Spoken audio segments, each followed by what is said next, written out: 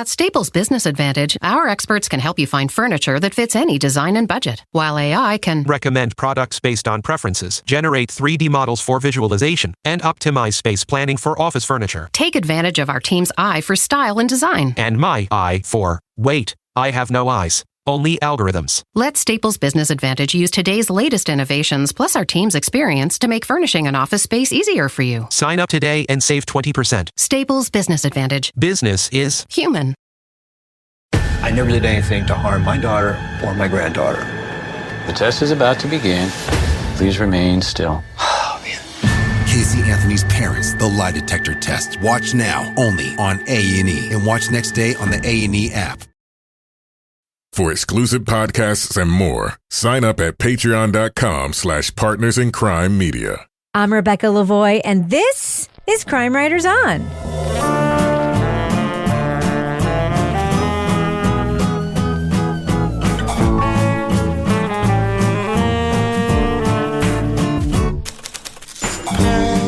Crime Writers On is the original true crime review podcast that digs into true crime, pop culture, other podcasts. And on this episode, there were 19 kids, but there were many more secrets inside the Duggar home. How did a little-known religious movement shape the high-profile Christian family? We'll discuss Shiny Happy People from Prime.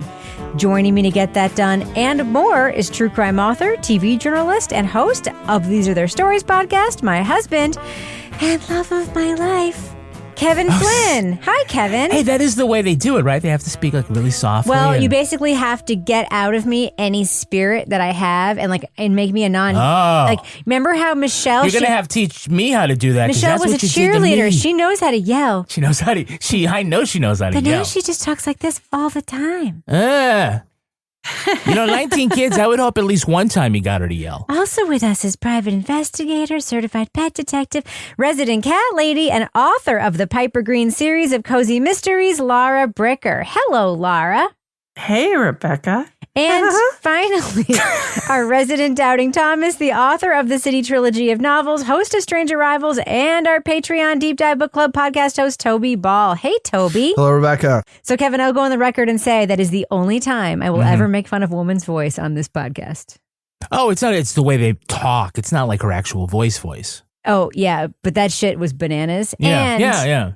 Yeah, I did. It was contextual. I did it. You did it. You can go ahead and at me about that one. All right, so Kevin, this is obviously Monday's podcast. Obviously. What is happening on next Monday's program? Well, next Monday, we're going to be talking about the new podcast series from Crawl Space. It's called Dark Valley. And that one is a story that's somewhat local to us, right? That valley is the Connecticut River Valley, and it's the Connecticut River Valley Killer. And I know Laura Bricker's all over this. Oh, I know. That's a really old case. Yes. I love that. I went to high school.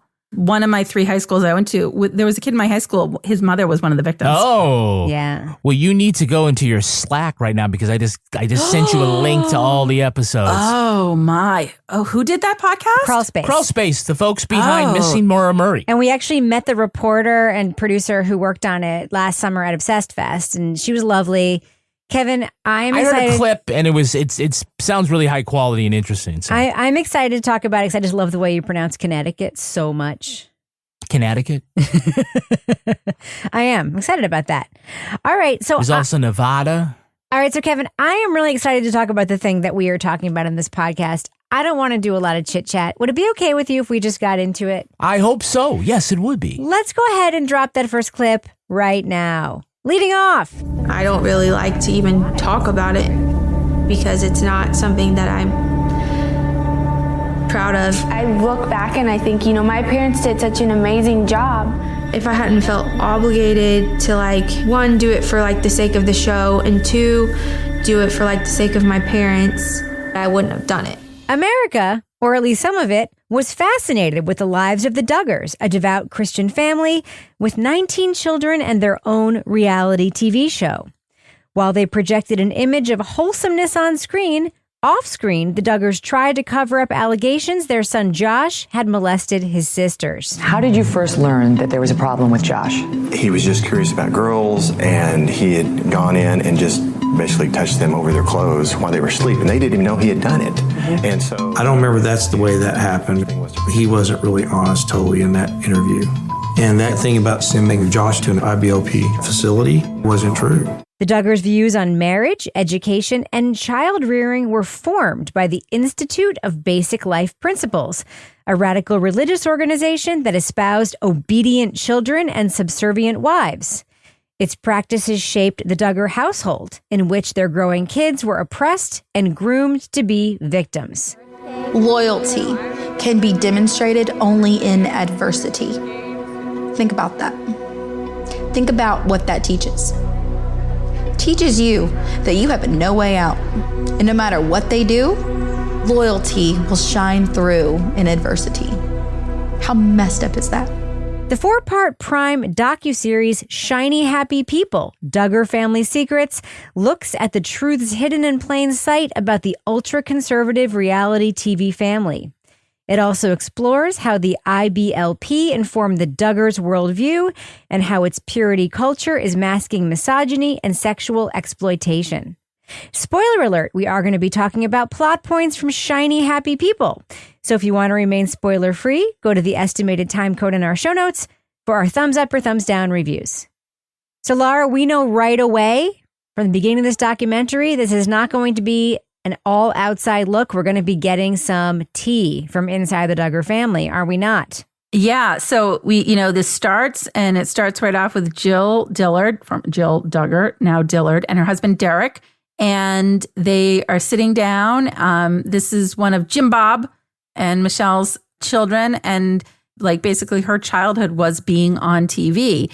And they sit down and they are right up front. We know, like, okay, we've got people from inside the family that are now willing to tell the real story. And we hear about her pregnancy, her childbirth, how they want her to film the childbirth. But she is really a central figure in this from right up front. And so it's one of those where you're like, we're really going to learn what was happening there now that these people have some perspective and some distance to talk about what they went through. Yeah, I mean, doing an interview like this isn't easy, and like I didn't want to do it. There's a lot there that, like, do I want to open that can of worms? It's just hard to go through. There are a lot of families in a similar situation, but it was very different in the sense that, like, my family was on television. I just want to talk a little bit about why the Duggars got a TV show, why they became famous. Okay. I have a theory about this that I think is a little bit different maybe than yours, Kevin, and I'd love to ask you about your theory about this. Mm-hmm. I think, and I've read a little bit about this. There's also a show, by the way, called like Chrisley Knows Best. Yes. Which is about this like rich family with these like very strange parents and these like weird kids. And like, they're in jail now. Yeah, they're in jail for like tax shit. Exactly. But there is this whole genre of TV that is actually built to appeal to basically like Christian people, but also to non-Christian people on two different tracks. Like Christian conservative people are supposed to look at these TV shows and say, oh, look at this aspirational version of who we are. And then sort of non-Christian, non-conservative people look at them and say, oh, look at these people who are different than who we are, but they're not so different from us in some ways. And it sort of normalizes things about them that are actually not normal in any way. There's actually a really interesting article about this that I read about a year ago that sort of discusses this, actually, especially around the Chrisleys and like how they became famous. And it was about sort of that programming mindset at like TLC and Discovery in particular. Why do you think America was fascinated by the Duggar family in particular? Well, I mean, I think the shorthand is that, I mean, most Americans like who are familiar with the Duggars would be like, oh yeah, it's that religious family. They got 19 kids and their lives are different than ours. But it's like, it could be a reality show about the Amish or about any kind of subculture that is sort of we call mainstream Americans don't know a lot about, right? So they're like, no, that's the fascinating thing. And then people are going to watch 19 kids. Oh, it's going to be chaos and a lot of laundry and shit like that. But what they never really stop to think about is why their life is like that. And they just go as deep as saying, oh, it's because they're religious. and they don't believe in contraception, right? But she's not Octomom, right? She just continues to have babies on purpose. And it's actually, there's this whole other worldview that is behind this that we don't even really stop to think about. And it's actually very important. It's more than just, ha, they've got more than a dozen kids.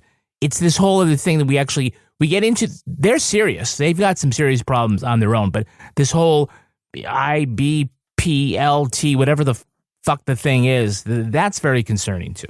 The Institute in Basic Life Principles, which at face value sounds like the Boy Scouts or something. Right. But they make it, I will tell you what these shows do is they make it palatable and fun. They do. That's what they try to do. They make it like the Duggars seem. It's like John and Kate plus 8, right? Super dysfunctional fucking couple who had like septuplets or whatever, or 6. And they weren't ultra religious. They were just a very dysfunctional, unhappy couple who happened to have sextuplets after having twins or whatever. Yeah, it's like, you have 8? Well, we'll top that on our next show. And they hated each other and the whole drama, horrible. But but they are trying to bring levity to this very unusual situation. But they are actually on the actual fringes in a way that this show is normalizing. So Toby, when you just like know those facts and you see it laid out bare in the documentary, because I know you're not a person who probably was super familiar with like 19 Kids and Counting, right? Just guessing. No. I mean, I'd seen them on like Avatar, the cover of People magazine in the yeah. So whatever. You've seen People magazine? It's a drugstore. You go to a drugstore? Occasionally. Wow. Occasionally when I need some gummy bears. What are your thoughts? Some Haribos. So what are your thoughts? Like just when you know that there is a platform, a mainstream, and by the way, like HGTV, like this is not a small, like tens of millions of people watch this fucking television show. This is way more popular than Succession, way more popular than anything we review on this show. What are your thoughts about just knowing that like this fringy, culty thing has been platformed in this way? Well, it's kind of weird, like if your only interaction with this is watching this documentary, because I don't know how representative like the clips they show or the way they kind of portray the way things go in it are, because just on the face of what you see is so bizarre. Like all this stuff about they can't kiss before they're married, and the way the things are delegated where like 14-year-olds are taking care of their little baby sisters, but not the boys. And I don't know what it would feel like watching it and like thinking at all about what you're actually seeing on the screen and what that actually represents for how people are living their lives. I actually had no idea that they were religious fundamentalists until I started watching this. And then it was like made a little more sense, I guess. But yeah, I mean, I think that's what it kind of came across as. Like, even if it's not intentionally this, it is 100% propaganda for a certain set of pretty out of the mainstream religious beliefs. It's hard to tell in this, like, how big is this really? Like, they kind of make it sound like it's big, but of course, that's kind of what you need to do if you're making something like this. Because if it turns out it's just like some small little deal, it's not that exciting a show. But I don't know. I mean, it's hard for me to believe that you would have a show like this about, Kevin was kind of listing off these other sort of subgroups, but it's kind of interesting to think about what subgroups are sort of acceptable to have a show like this, where it's like, aren't they, isn't this interesting? Let's see the way these other people live. But it seems like there's a fairly narrow group. And I think you you could probably do one about Mennonites and people would be fine with it or whatever. I think if you did one about like FLDS, the reaction would be quite different, even though I don't think that those people's beliefs are like much more radical than some of the stuff that's going on here. I thought the other kind of interesting thing, and my thoughts about a subculture, is that, again, it's like, how do people within that culture for whom the Duggars are, like, I would assume, like, they've got this one preacher. Well, he's not even a preacher. He's just some dude. But this guy Gothard, who kind of runs this larger kind of sect, despite not being an actual minister. But the fact that, what is his name? Jim Bob Duggar? Jim Bob. Like, he's like by far the most famous person of this kind of religious thing. But you know, the fact that his best friend is like super questioning of the way he kind of did his thing, and seeing these little riffs and how the celebrity kind of warps the way that Jim Bob is perceived to be sort of this out of the mainstream, but also run for office. I don't know. There's a lot of interesting stuff. I don't think it's interesting in a really a good way. No, but it's interesting. It's not interesting in a good way, but it is interesting because this whole movement, this quiverful movement, is about white people taking over the world. That's what it is fucking about. That was the part that I think that was most terrifying to me, is when we got through all the fucked up stuff about the family itself, and we get into the section about the young people, the Joshua generation, and the TikTok influencers. And then we see the one guy who's been, you know, elected into, it was a Senate, right? Or Madison was it congressman? Cawthorn, a congressman. Oh, God. Yeah. My favorite bizarre congressman of all time, only because he was so bizarre that every day the news got worse and worse and worse. Yes. But I also loved that the ones that were so like hardcore about like, you know, you're this, you're that, you're not they, them, you're the, pick one or the other. And then they're like, yeah, but we met on Tinder. I'm like, yeah, fuck off. Well, that's the thing. This is what disturbs me about that TikTok couple, okay?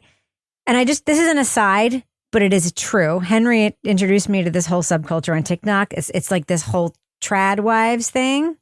Trad isn't traditional wives, trad wives. Well, and it's not just wives, but it's the trad wives things. It's also girlfriends. It's kids in high school. It's like this whole fucking thing. There is this new resurgence of like what you saw with that TikTok couple, of this play acting of this Duggard culture among non-fundamentalist, non-religious young people, where they are adopting this mentality of female subjugation and male dominance. And it's become like a, look what I do all day as a kept girlfriend. And that's a TikTok video. And it just shows a beautiful woman all day doing laundry and waiting for her boyfriend to get home. And it is so frightening because it's basically normalizing Duggard culture into even non-fundamentalist life on a platform like TikTok. It is fucking terrifying. So the role of the wife is to submit to your husbands, which, ooh, scary word, submit. Very scary. It's a choice to submit. I think it piggybacks on the fact that you have Josh facing all of these allegations. I mean, it's horrible. But then Jim Bob's like running for office, and like all this other stuff is happening. It's like there's like no accountability and no slowing down and no reflecting on how bad this is, because they are so singularly focused on their goal of like this like takeover. Right. So Kevin, the culture of needing to obey, right? Yeah. That creates a breeding ground for abuse. Yeah, there was this thing about, they explained the thing with the umbrellas, and, you know, it's sort of this visual where they're like the children, and they're under the umbrella of the mother or wife, and then the wife is under the umbrella of the husband. You know, it's a bigger umbrella, and then the biggest umbrella is God. And if you step outside of those umbrellas, you're going to get rained on by the devil. And so what that creates is, either intentionally or not, it does sort of like create this environment in which one can be victimized because they have been taught since infancy to obey. Then you're not going to do the thing that, you know, we hope that folks will do, which is to come forward and try to seek help and, you know, seek justice. But, you know, it's like, you just, if everything is like, no, you just have to obey your authority, your father, you've got to obey him for stuff about who does the fucking laundry. You're certainly not going to come forward and say, you know, my older brother is molesting me. Yeah. Now, it feels pretty fucking on purpose. Yeah, okay. Be quite honest. It does.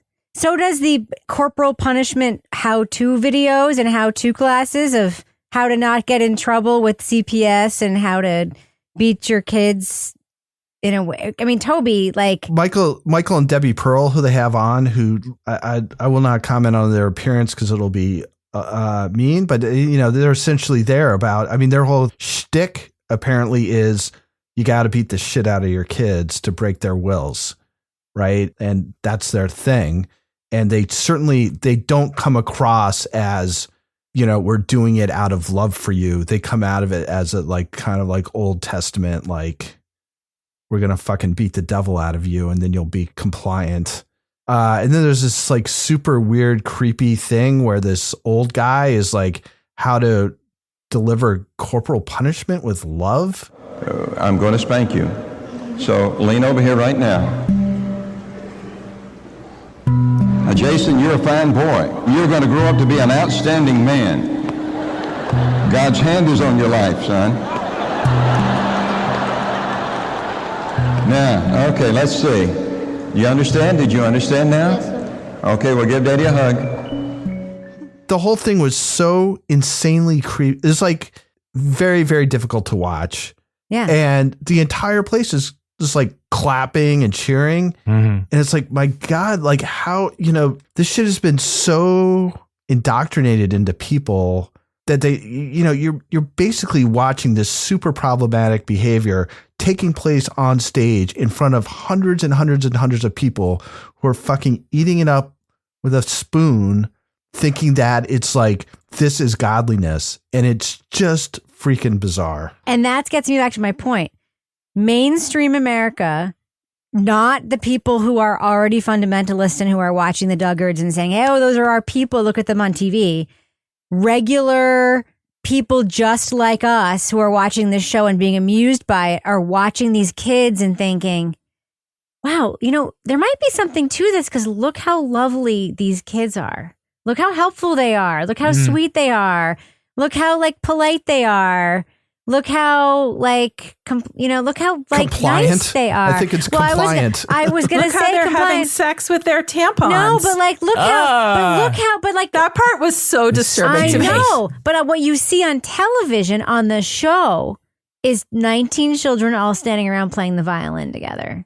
And like, if you don't know anything about any of this, you turn it on and you're like, this family might be a little bit of a freak show, but look how nice all the kids are. Well, what parent, like, in their actual living room, they've got kid like running through screaming with like red paint on their hands and right, and you're like, oh, wouldn't it be great if you had, a whole household of kids that were just sitting there quietly? Because if they did, then you could just like spend your time listening to all this content on Patreon. Oh, yes. And not be disturbed by your bratty kids who are not behaving. That's true, Kevin. You could.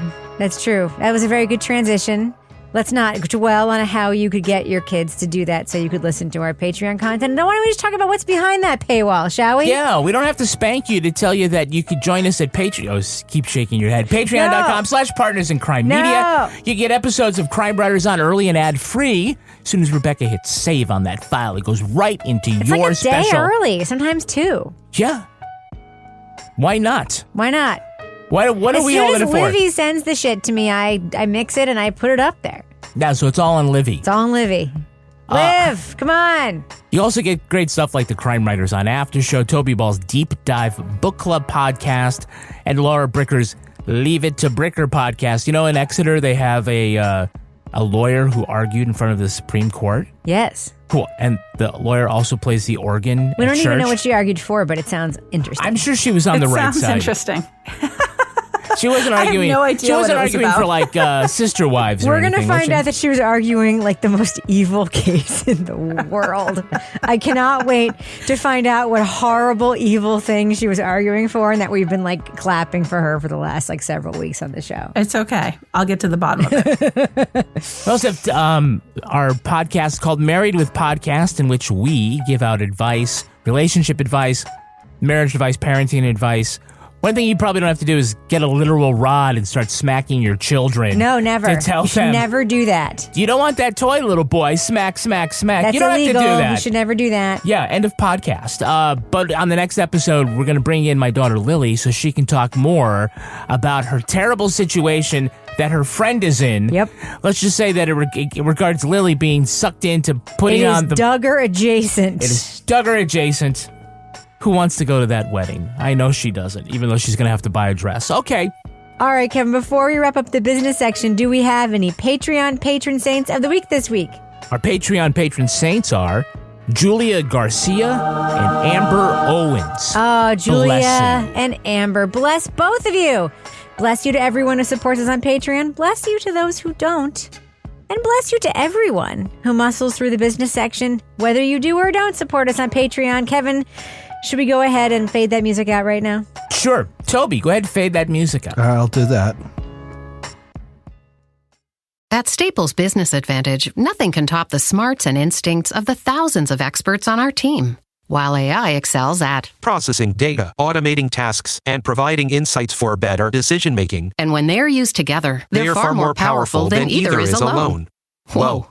I've never felt more alive. Let Staples Business Advantage use today's latest innovations, plus our team's experience to make business easier for you. Sign up today and save 20%. Staples Business Advantage. Business is human.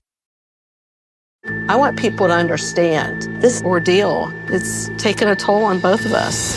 Casey Anthony's parents respond after 15 years of allegations. I've gotten blamed for something I didn't do, and it tears me up inside. This can change our life. This is serious. This is their final response. The test is about to begin. Please remain still. Casey Anthony's parents, the lie detector test. Watch now, only on A&E. And watch next day on the A&E app. Luxury is meant to be livable. Discover the new leather collection at Ashley with premium quality leather sofas, recliners, and more, all built to last. No matter how many spills, scuffs, or pet-related mishaps come its way, the leather collection at Ashley is made with the durability you need for the whole family. Shop the new leather collection at Ashley and find chairs starting at $499.99 and sofas at $599.99. Ashley, for the love of home. So, Laura? Yes, Rebecca? Just as an adjacent, completely unrelated to this conversation, can we talk a little bit about the Duggar lifestyle? Like what's in the tater tot casserole? First of all, they built a giant house that was clearly built just for their television show because there's literally a parking lot next to it, which I assume is for the camera crew and all the people have to show up to the TV show, right? They're like, we're going to have 19 cars eventually. Literally every time you see a backup view of their house, there's a parking lot instead of a driveway. Second, the food. Yeah. Thoughts? Well, obviously there's a lot of dimensions to this show about this family and things that happen. But early on, this is why people were fascinated by the show, the 19 Kids and Counting show, because you're like, this is crazy. Like they show them going to the grocery store with these giant carts of food and they're like, and here's 5 things of giant tomato sauce. And now we're going to make this. And they have these giant chafing dish things like you see in a restaurant. And the women are doing the work in the kitchen. I have some questions about the bloomers, the sack dresses, the saving the first kiss for marriage. There are the pilgrim collars. So many things going on. But I think the thing that most stuck with me was that tater tot ground beef casserole. Was anyone else interested in that? Not gonna lie, Kevin would eat that shit. I would give it a try. But I don't know if they'd serve me because I sometimes fall into those eye traps. Oh, I forgot about the eye traps. Yes, that was the other thing. The educational booklets. Okay, I'm going to throw something out there. I am certain that some of our listeners might homeschool their kids. I'm probably not talking about you right now. But the way this documentary goes at the homeschool culture of this particular vein, for me, is particularly satisfying. Yeah. There are good reasons. There are good reasons to consider homeschooling. Usually has to do with academic or environmental reasons about their actual school. But the Duggars and the IBLP, it's not just like the hubris, we can do better than public school teachers. They are being taught nothing but these pamphlets year after year. And so it's the kind of indoctrination they accuse public school teachers of doing. It's literal indoctrination. Can you imagine graduating an entire class of students who can't do math or science? The Duggars can. The Duggars can, sure. I actually know a bunch of people in New Hampshire who can, because in New Hampshire, there are no rules for homeschooling. You can literally just say that your kids are in school and they're not. So, Toby, what did you think about the pamphlets and all the educational I thought they were awesome. That they provide? I think it's bringing us back to the things that are really important to know. Like if somebody's showing a little lower calf, that's an eye trap. No, it's just really, So there's like a certain kind of cult that has like merchandise that you have to purchase in order to like follow the tenets or whatever, just like live a life according to that cult. And this is like one of those, in that you have to buy workbooks to like learn how to do these things, and they're bizarre. And like some of these little quotes they have, where I didn't write any of them down. They were pretty funny, but my favorite part of the whole thing, of the whole sort of like merch you could buy around this cult, was this board game they had. Like you can play the game of life or Monopoly or anything. They have this game, and it's like, there's like the pit of humiliation and like the sea of like unending despair. I mean, it just seemed we have awesome. to get it. We have to get it and play it together. I think at some Patreon level, people can watch us play this like every Thursday night. It really turns shooting ladders way the hell up, right? Anybody listening to this has that game because they used to belong to this, or please send it to us so that we can play it. We will play it as content on this podcast for you. It's nuts. But I mean, it's really, like, all jokes aside, like you can see like from the people who have left the fold, like the fairly young people, like most of these people seem like they're in their 20s or 30s. And they just, they're starting their adult lives at this insane handicap, which is they don't know anything, right? Correct. They don't know anything that's useful. Like you go food shopping, like how can you even estimate how much you're going to end up paying at the end? Or, outside of this little freaking cult and people who are in it, like how do you even interpret conversations with other people in the world? Yeah. If you just don't have like just the very, very, very basics of education, and instead you've got, you don't want to look at a woman in her ankles because, that's ungodly. So it's very strange. Yeah. Well, yeah. So we actually have friends who have someone in their family who belong to this Quiverful movement. And what's interesting to me about that family is that the dad has like a real job. Like he's like a computer programmer, something dude. And his wife doesn't. She's like the stay-at-home mom to their 9 or whatever kids. And none of the kids have any education. And like, it seems like the whole purpose almost is to keep everybody down. But then what are they going to do? Like, if the whole purpose is to make the boys that then they can be in charge and keep people down, the boys don't fucking know anything either. How can you make money to support 15 kids if you have zero education? Do you know what it's like? It's like how the Shakers are celibate. Right. It's like, guys, this is not a good way to keep on your community. So we have to talk briefly about Josh Duggar, because that's a lot of what this is about, and we haven't talked about him yet. And I want to keep it tight only because, obviously there's a lot in the news about it. My very strong feeling about Josh Duggar, and obviously this is speculation on my part because the documentary doesn't get into this at all, and this is the one area where I feel like it's a missed opportunity.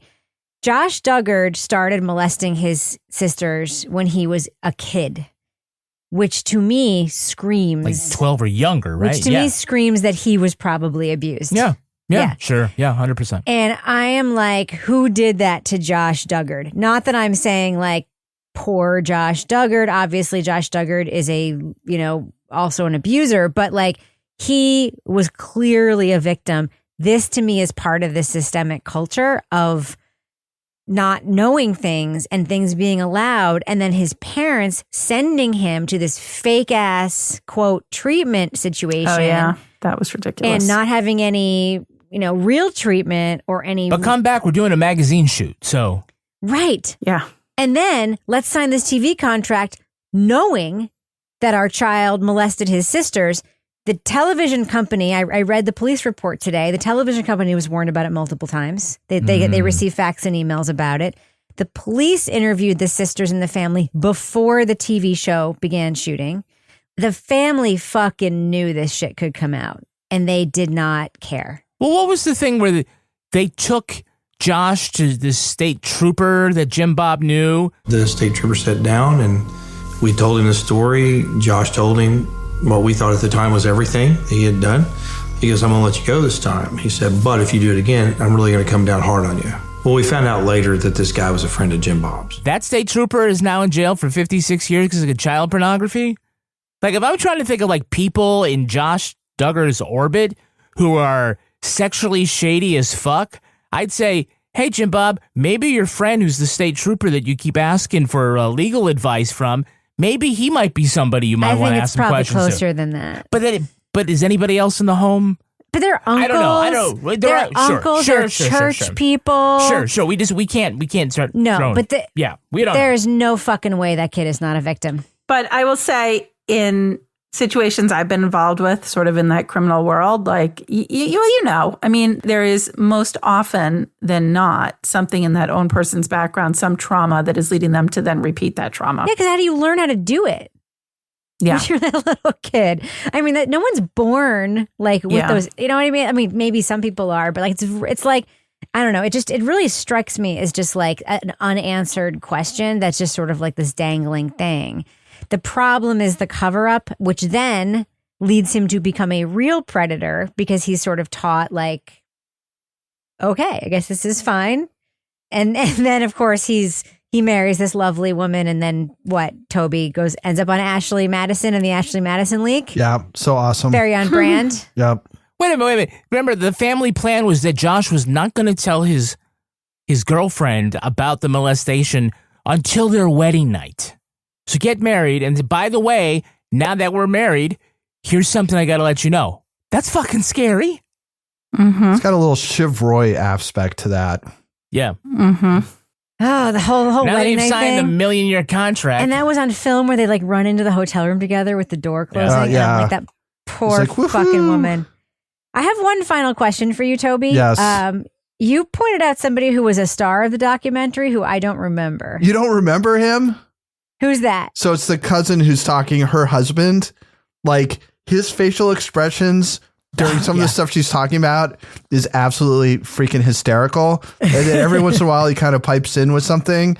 And I mean, he's just basically like, you would not believe this shit. You would not believe this shit. The way that my aunt is so soft-spoken, meek and mild, and just really quiet spirit. Oh, it drives me and nuts. then stop. Honestly, I would have preferred to have just watched like a 5-minute like supercut of just him reacting to stuff the whole time. Yeah. And I could have just skipped the whole rest of it. But yeah, he was a hero. I love that guy. I thought he was awesome. I don't want to pat men on the back here, but I would say that both the spouses there were like the right kind of supportive. Like Jill's husband? Yeah, like Jill's husband, like totally supportive with them, but also just like kind of sees through the bullshit and kind of like, you know, they roll their eyes like. But Jill's husband was in the cult too. And that's why, yeah. But it's like, I mean, I can see, like, I haven't seen this exact dynamic, but I certainly know people who, as couples, have had to kind of face up against somebody's overbearing family or like strong beliefs that they no longer really buy into. And that, you know, it takes a strong union in the couple in order to kind of be supportive of each other and stuff. And I kind of had the sense from watching the two of them is like, we've been through a lot of shit to get to where we are now. Mm-hmm. And they seem like they had that sort of trust and mutual support. So yeah, I 100% agree. Like I found, like, I don't know what that dude and I would talk about, but as far as the way he was kind of, you know, being supportive and also like neither one of those dudes like felt the need to talk. Like I was thinking that like in this, like with the guys, like, you know, why don't you stay under my umbrella and I'll like do the talking. And these guys are perfectly willing to like chill out in the background and let their wives tell these stories. And then they pipe in every once in a while when they need to, but it's clear that it's not their story, right? It's their wives' story. They're willing to, and I'd say willing, but within this culture that we've been, as it's been described, that seems like it's a sort of a radical feminist step. Well, the thing about Jill's husband that's interesting to me is he was also in this cult. And you see that on film of him not even, they weren't even allowed to kiss before they fucking got married. Yeah. And the fact that they seemingly have this really great partnership is interesting.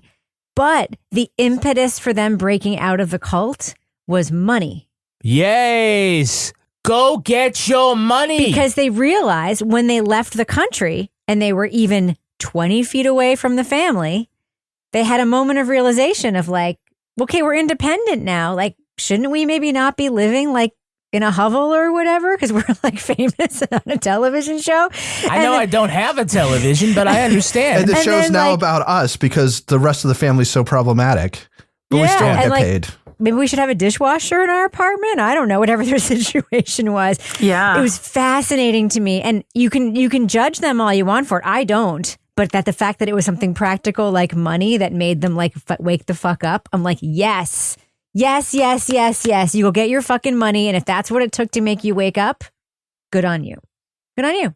At Staples Business Advantage, our experts can help you find furniture that fits any design and budget, while AI can recommend products based on preferences, generate 3D models for visualization, and optimize space planning for office furniture. Take advantage of our team's eye for style and design. And my eye for, wait, I have no eyes. Only algorithms. At Staples Business Advantage, furnishing your office is easy. And with the best warranty in the business, we're committed to you now and down the road. Sign up today and save 20%. Staples Business Advantage. Business is human. I want people to understand this ordeal. It's taken a toll on both of us. Casey Anthony's parents respond after 15 years of allegations. I've gotten blamed for something I didn't do, and it tears me up inside. This can change our life. This is serious. This is their final response. The test is about to begin. Please remain still. Casey Anthony's parents, the lie detector test. Watch now, only on A&E. And watch next day on the A&E app. Luxury is meant to be livable. Discover the new leather collection at Ashley with premium quality leather sofas, recliners, and more, all built to last. No matter how many spills, scuffs, or pet-related mishaps come its way, the leather collection at Ashley is made with the durability you need for the whole family. Shop the new leather collection at Ashley and find chairs starting at $499.99 and sofas at $599.99. Ashley, for the love of home. All right, let's do what we do. Let's let our listeners know, should they check out Shiny Happy People? It is a series about the Duggars, and it is on Prime. Laura Bricker, what do you think? Thumbs up or thumbs down for Shiny Happy People? Yeah, this is a thumbs up for me. I mean, this is like several different stories within one. You've got the story of this religious cult, the Institute in Basic Life Principles, which sounds like, I mean, I don't even know what that is. It's like Scientology gone awry. But anyway, you've got the story of Bill Gothard, who is the founder of that. You've got the story of the Duggar family. You've got the story of Josh Duggar. You've got the story of actually what's happening with these young evangelicals being groomed to infiltrate politics and try to influence, policy and things that are happening in the country. The thing that I really liked about this was at the end when we now hear from, and we didn't talk about this in review, but it's a kind of a little bit of a spoiler, but we do get some context from members of the family now that they've had some distance, and they, in the last section of this, give their perspective. And I thought that was really interesting to see where they all were now. And just overall, this is it's a crazy story. I mean, I remember the TV show. I remember when Josh got arrested, but there is so much more to it. And you will get the whole story in this documentary. Toby Ball, thumbs up or thumbs down for Shiny Happy People? So, as we spoke about in the full review, I really knew nothing about the Duggars other than they had a bunch of kids. I didn't know any about the religious angle or anything like that. I mean, part of it's just more interesting to think about than actually watch, in that you have what seems like a pretty extreme fundamentalist cult that is being shown on TV and perhaps the best possible light that it possibly could, as almost an example of a way to live, which I guess it is, but it sort of seems to gloss over. And again, I've never watched an actual episode, but based on this documentary, it seems to gloss over these myriad problems with the way this religion, this family, all these things are kind of set up. Kids are coming out with basically zero functional, useful education. The gender roles are like from 1870 or something. I mean, it's really crazy. And so the idea that this model is being put forward in a fairly positive way, that's an interesting thing about our country, because it seems kind of extreme to me, quite honestly, this being my introduction to it. So, I mean, the documentary is fine. I think there the fact that you have especially one woman who's in the family, and you also have a cousin who are able to talk sort of very frankly about things that went on in that family and how their lives were, and give some context to it. I thought that was all interesting. It was interesting to see younger people who used to be in it and were now gone, and we're sort of watching this stuff and reflecting on their experiences. So I give it a thumbs up. I don't know if it's like great, but I think it shines. I mean, I wasn't ignorant of like the religious movement necessarily. Like I'd found out about it in different ways, but the idea that there was this wildly popular show about these people as like kind of heroes and examples, to me is freaking nuts. So I mean, part of it's my naivete probably, but I give it a thumbs up. I thought it was good.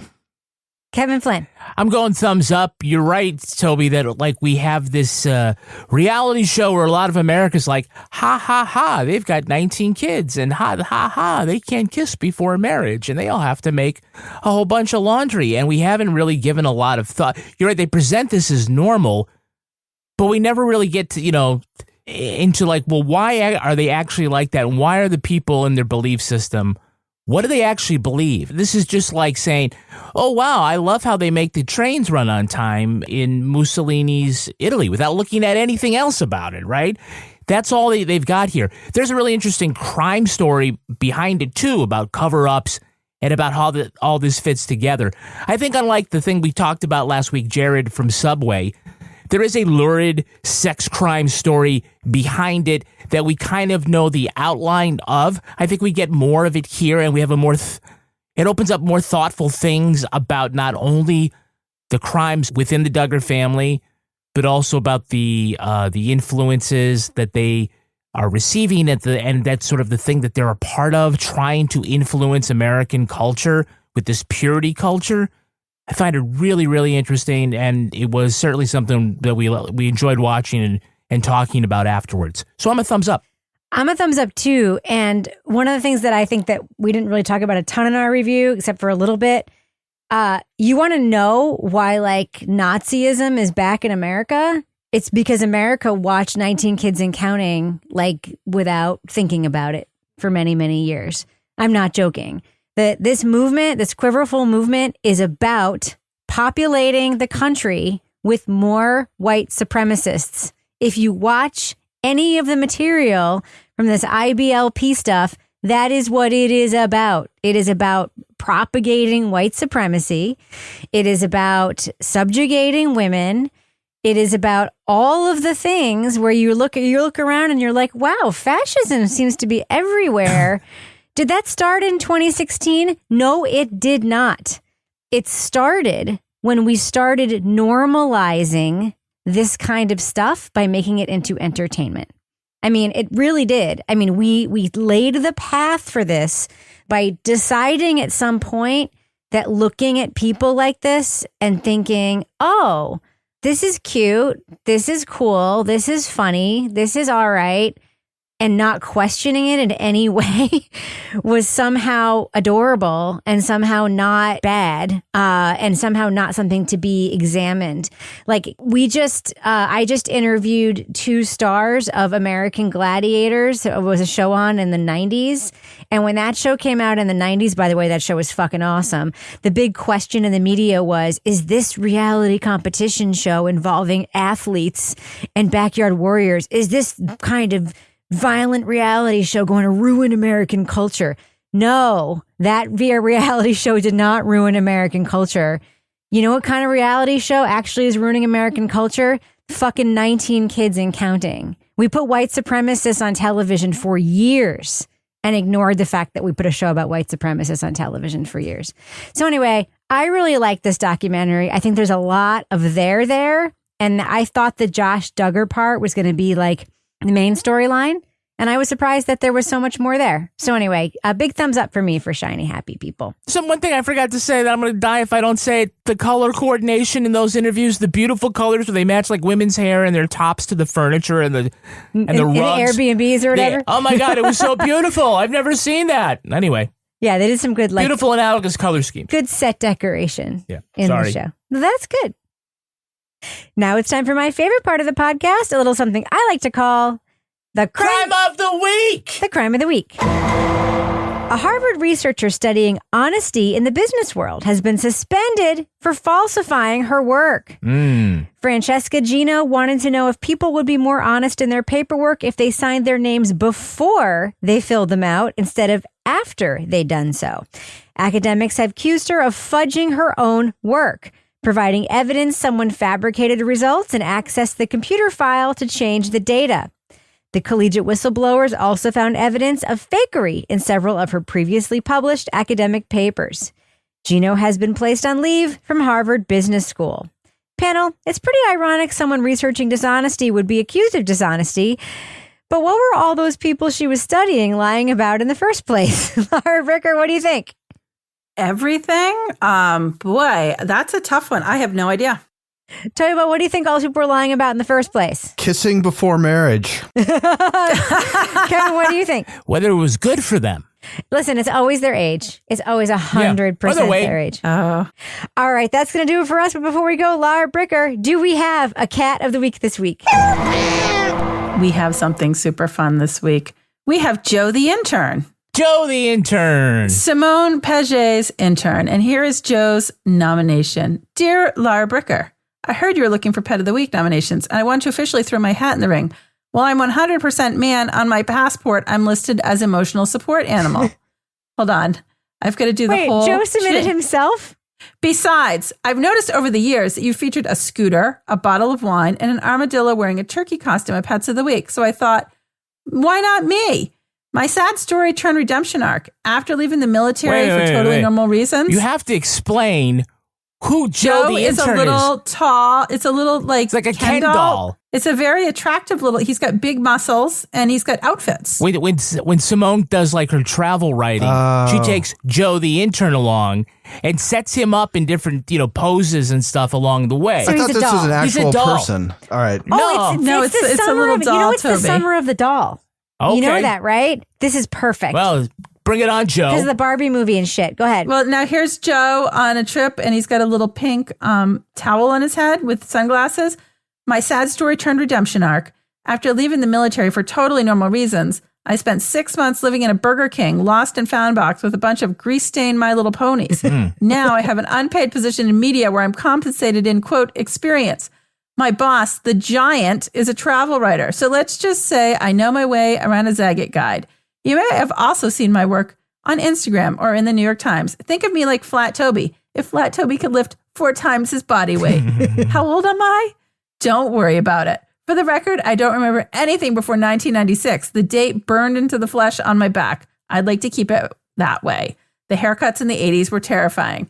Oh, there's so much about Joe the intern. I mean, it's like a coffee table book. I will post this online, but that is Simone. Thank you. This is what I needed this week was Joe the intern needs his own fucking Instagram. If you want to see a photo I wanted of Joe the intern. Joe the intern, you can follow him on Instagram, or you can check out our latest newsletter. Have his own he does. Instagram? Yeah, oh, he does. Shit. You can see a picture of him in our newsletter this week. Go to crimewriterson.com and just leave us your email address. You'll get our Thursday newsletter, which includes things like Laura's Cat of the Week, Tweet of the Week, Crime Writers On Behind the Scenes, and the latest Crime Writers On merch.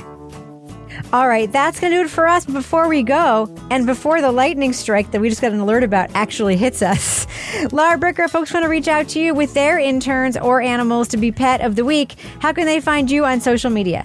They can find me at Laura Bricker. Joe the intern has more followers than me. How many does he have? Rock on, Joe. 2821 on Instagram. Damn, Joe. Way to go. I know. Toby Ball, if you want to compete for more followers than Joe the intern, how can folks find It's you a on lost social cause media? at Toby Ball and H. Kevin Flynn, what about you? How can you be found? I'm at Kevin P. Flynn. And if you want to follow me everywhere on social media, even the places where that are new platforms where I'm not even posting it, you can find me at Reb Lavoie. Be the first to follow Rebecca on Blue Sky. Yeah, that's not going anywhere, but someone gave me an invite code. So thanks to you who did that. You can also follow the show on Twitter at Crime Writers On, and I encourage you to join our amazing community in our official Crime Writers On Facebook discussion group. We also have a regular old Facebook page. Just go there. I've pinned the post to join the group. Get episodes early and ad-free at patreon.com/partnersincrimemedia. You'll also get the Crime Writers On after show, Married with Pop, podcast, Laura Bricker's Leave It to Bricker podcast, and Toby Ball's Deep Dive Book Club podcasts. Our theme song was composed and performed by Ty Gibbons. Our line editor is the terrific Livy Burdett. The executive producer of this fine program is Kevin P. Flynn. This show was recorded in the Treehouse Yoga Studio above the Mockingbird Cafe in Bay St. Louis, Mississippi studio, otherwise known as Studio C, the closet in our New Hampshire basement, where we also wear long dresses with pilgrim colors to prevent any eye traps set by the devil. On behalf of all the crime writers, thanks so much for listening. We will catch you later. We'll catch you later. Laura Bricker, do we have a cat of the week this week?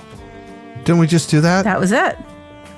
That's what we did for the last 5 minutes. Oh, sorry. Yeah. Oh, I'm sorry. I'm sorry. I just got very distracted by my fucking thing.